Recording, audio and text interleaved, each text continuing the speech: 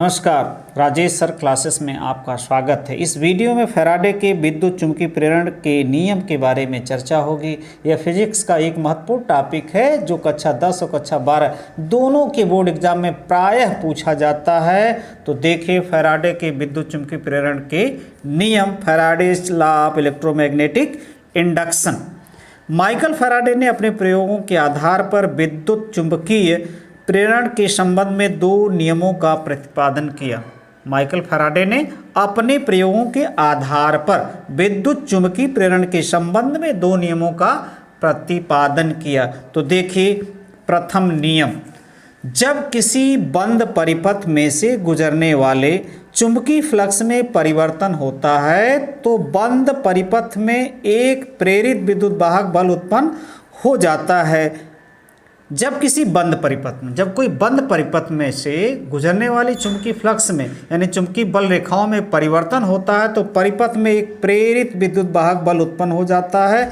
इस प्रेरित विद्युत वाहक बल के कारण बंद परिपथ में प्रेरित धारा बहने लगती है। इस प्रेरित विद्युत वाहक बल के कारण परिपथ में प्रेरित विद्युत धारा बहने लगती है। यह धारा तभी तक परिपथ में बहती है, यह धारा तब तक ही परिपथ में बहेगी जब तक कि चुंबकीय फ्लक्स में परिवर्तन होता रहता है।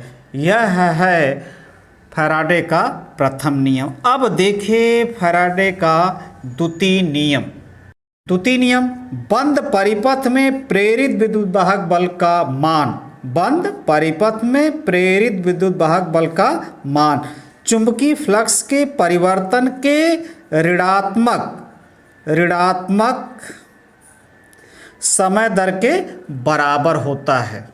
बंद परिपथ में प्रेरित विद्युत वाहक बल का मान चुंबकीय फ्लक्स के परिवर्तन के ऋणात्मक समय दर के बराबर होता है। यह है द्वितीय नियम। अब देखिए गणितीय रूप इसका, यदि किसी समयांतराल डेल टी में, यदि किसी समयांतराल डेल टी छोटा समय में चुंबकीय फ्लक्स का मान φ1 से परिवर्तित होकर φ2 हो जाए, चुंबकीय फ्लक्स को φ से प्रदर्शित करते हैं, तो इस समय अंतराल में डेल टी समय अंतराल में चुंबकीय फ्लक्स का मान φ1 से परिवर्तित होकर φ2 हो जाए तो चुंबकीय फ्लक्स के परिवर्तन की समय दर, चुंबकीय फ्लक्स के परिवर्तन की समय दर ऋण लिख देंगे और φ2 माइनस φ1 अपान डेल टी, यह हुआ चुंबकीय फ्लक्स के परिवर्तन की समय दर। अब द्वितीय नियम से प्रेरित विद्युत वाहक बल किसके बराबर होगा? इसी चुंबकीय फ्लक्स के परिवर्तन की समय दर के ऋणात्मक।